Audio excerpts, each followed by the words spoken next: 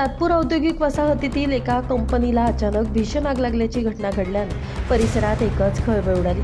आगीची माहिती मिळताच अग्निशमन दलाचे बंब तातडीनं घटनास्थळी दाखल झाले असून आग विझवण्यासाठी शर्थीचे प्रयत्न सुरू आहेत। सुदैवानं या घटनेत कोणतीही जीवितहानी झाली नसल्याची प्राथमिक माहिती समोर आली आहे। मिळालेल्या माहितीनुसार सातपूर औद्योगिक वसाहतीतील संबंधित कंपनीच्या परिसरातून अचानक धूर आणि आगीच्या ज्वाळा उसळू लागल्यानं कामगार आणि परिसरातील नागरिकांमध्ये घबराट पसरली।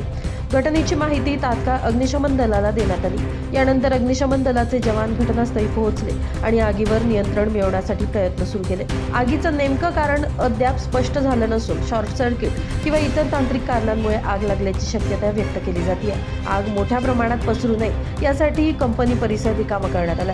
अग्निशमन दलाच्या मदतीनं आग नियंत्रणात आणण्याचं काम युद्धपातळीवर सुरू आहे। या घटनेमध्ये कंपनीच्या साहित्याचं नुकसान झाल्याची शक्यता वर्तवण्यात जात असली तरी अधिकृत पंचनामा आणि तपासानंतरच नुकसानीचा अंदाज स्पष्ट होणार आहे। नितीन चव्हाण, महाराष्ट्र 24 न्यूज, सातपूर।